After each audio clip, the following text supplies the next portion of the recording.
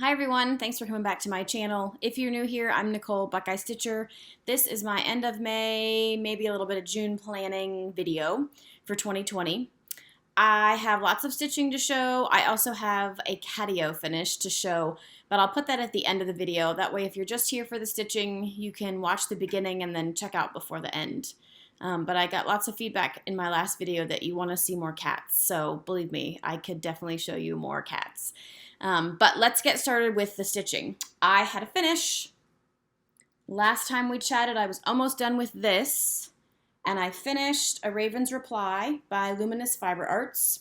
This is stitched on a 32 count Scarecrow by Dixie Sampler, and you cannot appreciate how cool this yellow is. I am not a big fan of yellow, but this fabric is like an old, dingy, worn yellow, and I just can't. Maybe that's a little bit better. Anyway, I love it. So this is going to go in the pile for finishing for the Keepsakes finisher. They are open now, so I'm hoping to stop by and drop off my finishes, and I also need to get a skein of floss. And I need to get a skein of floss for my next almost finish. So this makes finish number 8 for the year, which is shocking to me. I never have that many finishes in one year, let alone in half the year. So I'm excited about that. My next one was a kit, and I ran out of one of the flosses, and I think it was my own fault. Where did I put the picture? Oh, so this is Frightfully Fun. It's a kit by the Trilogy. It comes with the fabric and the floss. And for some reason, I could not get my act together when it came to stitching these letters. So here's my progress. Everything is done except one little star over here, some kitty whiskers, and one fat black cat right there. But I ran out of onyx, and I think it involved these letters. I was a half a stitch off somewhere, and because of how much of the pumpkin I had already stitched, I couldn't fudge it. And I don't like fudging anyways. So I unstitched it, I restitched it, and I still think somewhere I restitched it wrong. So I had to pull a bunch of letters out and start over. I still don't think that's enough to have gone through all that onyx. I suppose I could have dropped some somewhere and can't find it, but I ran out of onyx. And there's plenty of all of the other colors, so I'm not really sure what happened there. Anyways, I'm hopeful that Keepsakes has some Weeks Dye Works onyx in stock, and I can stop there soon and get it and get this finished this week, hopefully. And this will be finish number 9. So that is very exciting. All right, progress. This pattern. I don't even know where I was when I showed it last.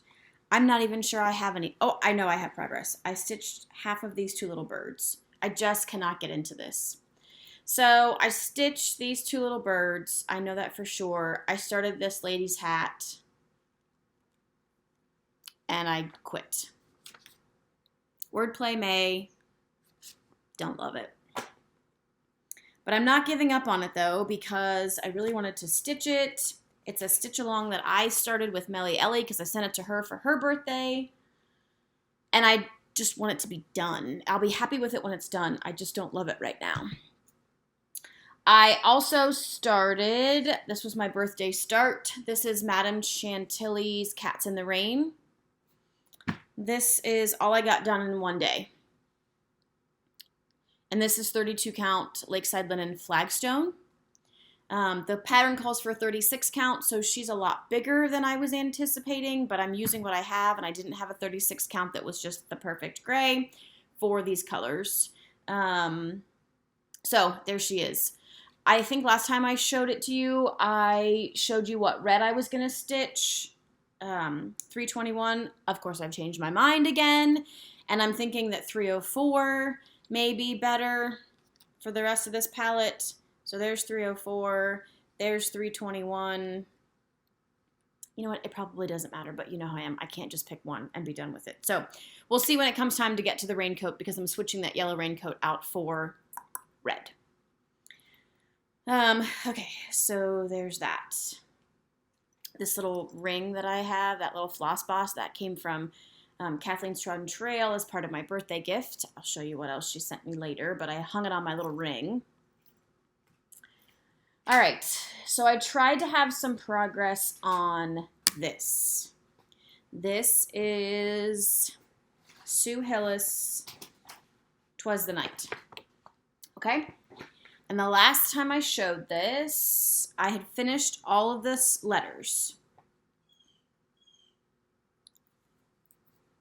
This is stitched on a 32 count natural linen gold opalescent. So I started the border, and there's a leaf. And that, oh dear. Okay, so that leaf is in Gentle Arts Pine. It's got plenty of variegation because if I stitch this the way it's called for, there are 5 different greens in that pattern. And I just don't think I have the patience for it. So I used pine.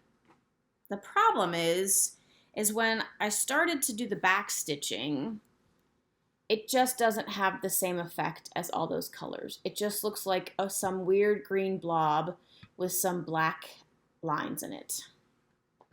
And if I don't do the back stitching, it just looks like a weird green blob. So my options are stay with the pine and don't like it, stitch it the way it's called for and lose my ever-loving mind, or frame it as it is with no border. And I kind of had decided I was just going to leave it as it is, and then I decided I was going to try to stitch it with all the color changes. Holding it up here without any kind of a border really shows me that it's kind of, I mean, it's cool. You can't see the opalescent very well in the video, and so it looks really cool in real life with the opalescent, but that border is what really makes it. So, darn you, Sue Hillis, and your multiple color changes. She's a genius. We all love our Sue Hillis patterns, but geez Louise, she is heavy on the color changes. So tell me what you think.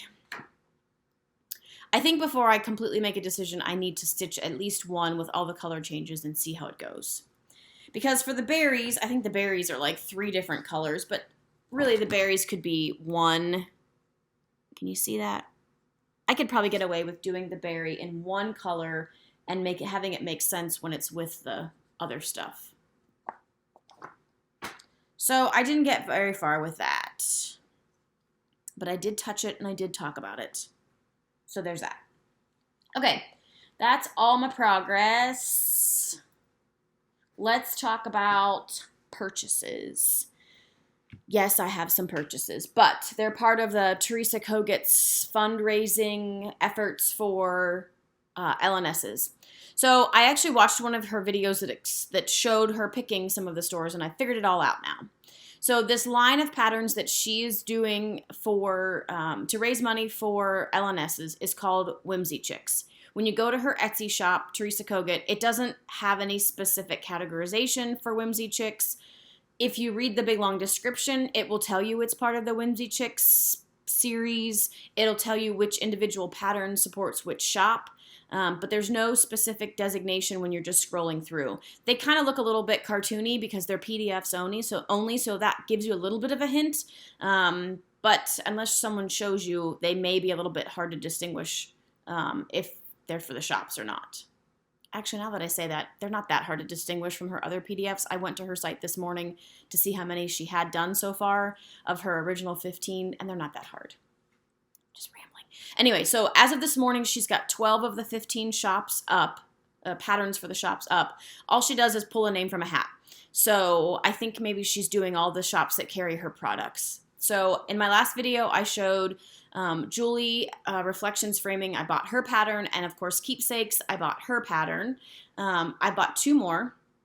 They're really, all of them are super cute. They don't all speak to me. They won't all speak to everyone. But even if you don't want the pattern, you could still buy it to support the shop. So the patterns are all $10 each. All of the proceeds between the middle of May and the end of the year that she gets for these patterns go directly to the shop. So there aren't cover photos, so I will insert pictures here of the 2 that I bought. I don't remember which shops they promote. I'll put it in the bottom or something. So the first one is Titmouse.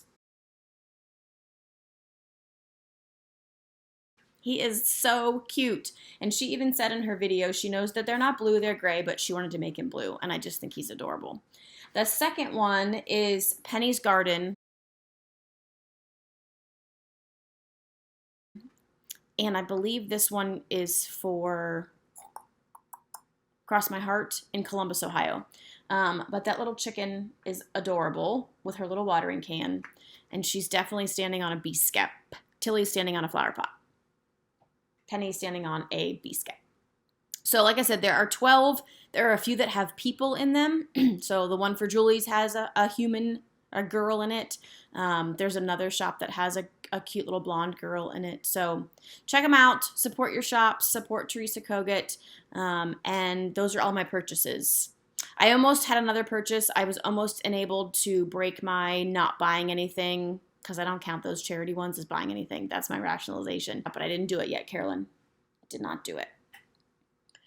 Okay, the only other thing I bought, so a few months ago, Lori at Mischievous Stitches started a little project where she encouraged all of us to send each other postcards to kind of stay in contact and kind of lift each other up.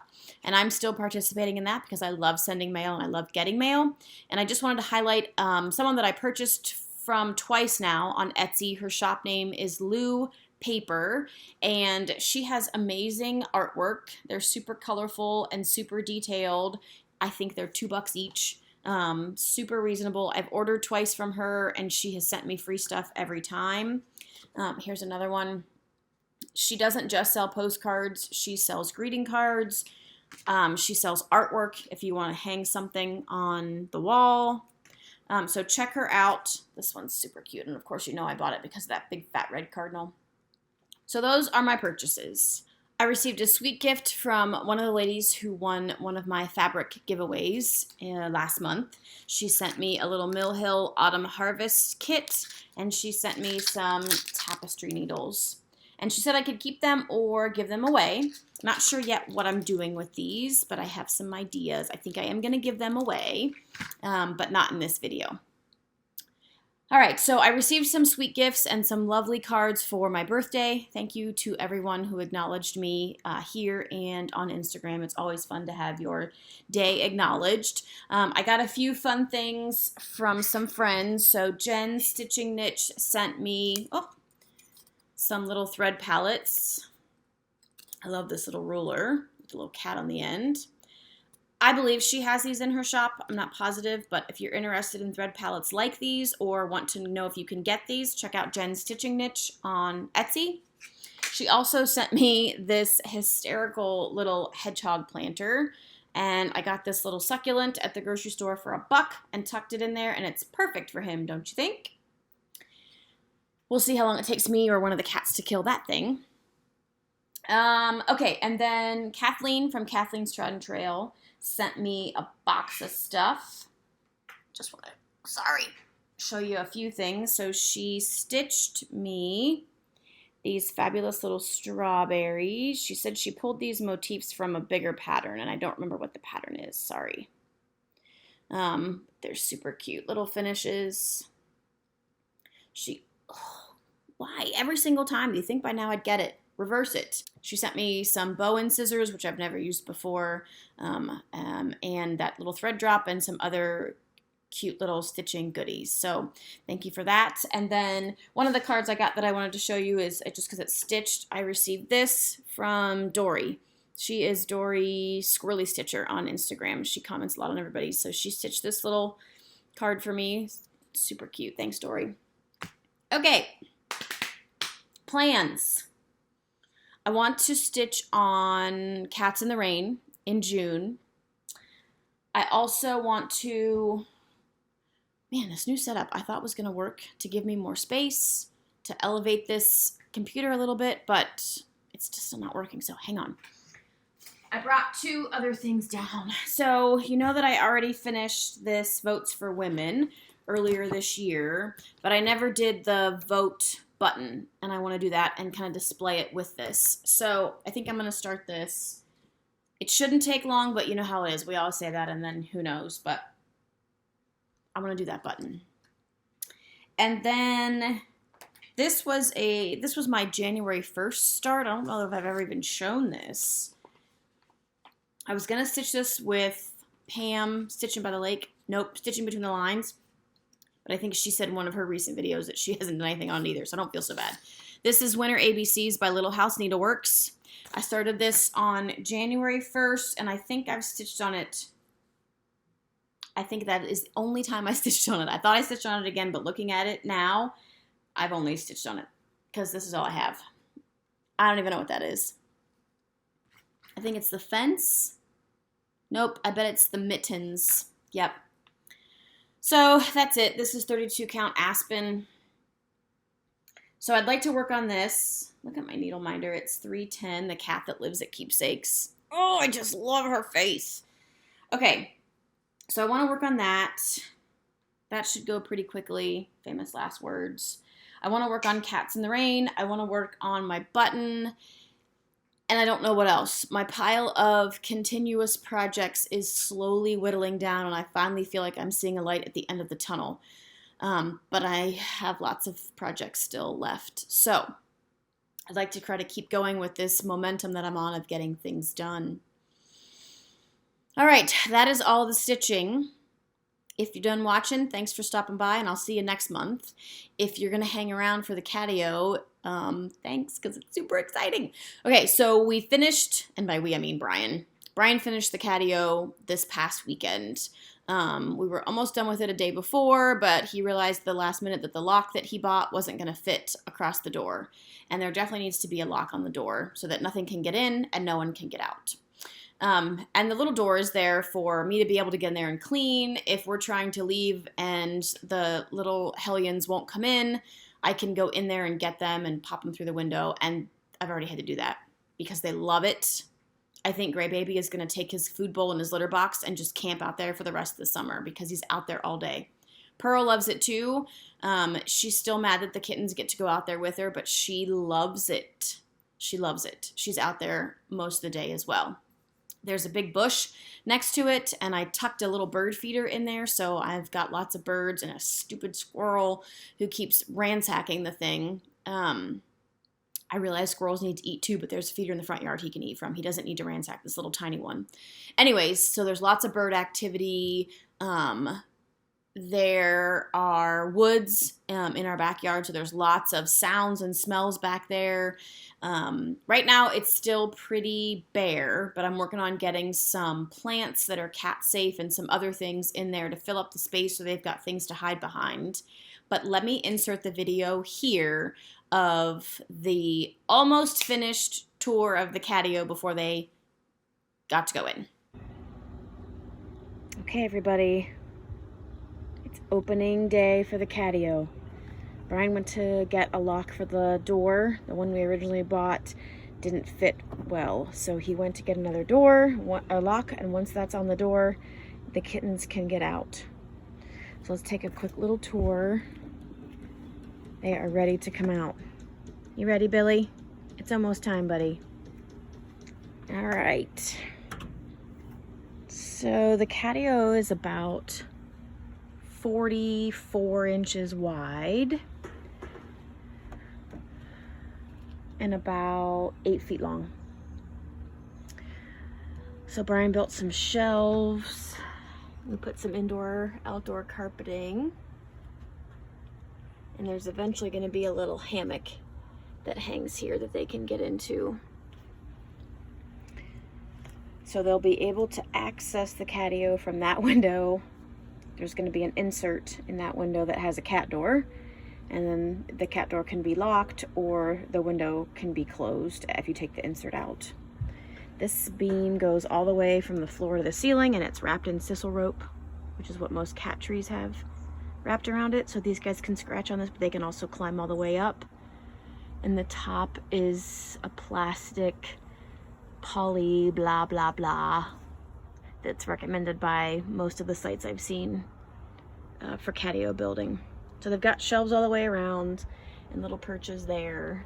I'm gonna add some other things to it once they get themselves all situated, but for now I just want to get them out in it, and then we can add some bird feeders and some cat safe plants. So that's about it. Next time you see it, there will be cats in it. Isn't it so exciting? Okay, so the next day, Brian went and got a lock. So there's a lock on the door, and we let the kitties out. Billy was the first one out, which kind of shocked me. I think it was because he was the closest to the window when I opened it. So when we first opened it, we didn't put the insert in. We just opened the window because it was a nice enough day. I just wanted them to be able to get out and not have to figure out the door and the trap door and all that of the window insert. So Billy was the first one out. It took him about 30 to 45 seconds to get out, fully out the window.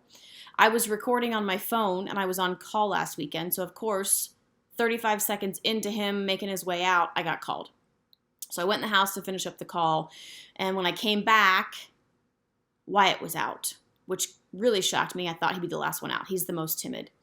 And then I had to put Doc by that window because he was watching them from another window and a little confused as to where they were.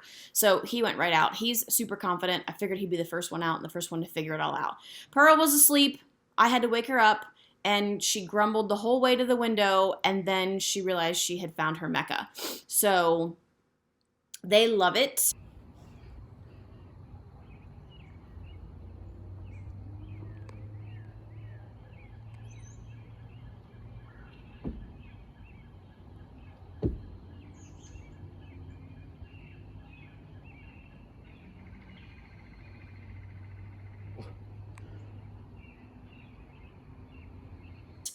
The first night we let them stay out till dark. I've only let them stay out till dark one more time because once they come in to eat, it's just easy to shut the window and be done with it. But they pretty much since last, Saturday? Yeah, so 5 days. They are in and out all day long and mostly out. Right now, Doc is asleep on the floor. It's starting to get a little hot here. Today's going to be pretty humid, so I don't know how many hours they're going to get in it today. But hopefully tonight when it cools off and the sun goes down, they can go back. So I'm going to insert some pictures here of them in the catio. I don't have tons of video because when they're out there moving around, I just like to watch them. One person, or maybe more than one person, has suggested I put a webcam out there so that you guys can watch them all the time. I think Brian would lose his mind if I asked him to do that. So that's probably not going to happen. But I will give lots of updates as I start to add things to it and lots of tips because everybody seems pretty interested in it. One thing I will say is your catio does not have to be as big as this one. This catio is this big because we had the space and we have 4 cats. And because I was having Brian build it, we had the resources. You can make them all different sizes. They don't need to be super huge. They just need to be a space that your cat can go outside and enjoy. So if you're thinking about doing it, don't feel like it has to be this big. I used catiospaces.com for ideas. She sells all kinds of different sizes, plans for different sizes. I didn't end up using hers because I think I talked about this before. How hers is set up, it doesn't work with my vinyl siding. But there's also a company in Canada called chirpycats.com. They have lots of information about catios as well. So if you're thinking about doing it, just do some research because there are lots of options for materials and sizes, and they don't have to be big like this one. If you have any questions about it, let me know. But like I said, I will continue to put pictures in as I add things just to give you an update. But I appreciate all the excitement that there was over this space for my kitties. They love it.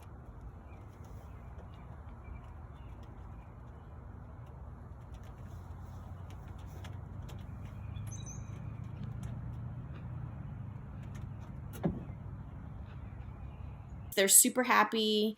I don't get to see them during the day much, but it's fun to go out there and watch them, stalking a little bird on the other side of the catio or watching the neighbor's dog. Somebody was grilling out last night and Wyatt's little nose was flaring. He got a whiff of something good. So it's lots of fun. Okay, everybody, that's it. That's my May wrap up. Kind of what's going to happen in June. I probably won't be back till the end of June, but who knows? Everybody stay safe and be well, and I'll talk to you soon. Bye.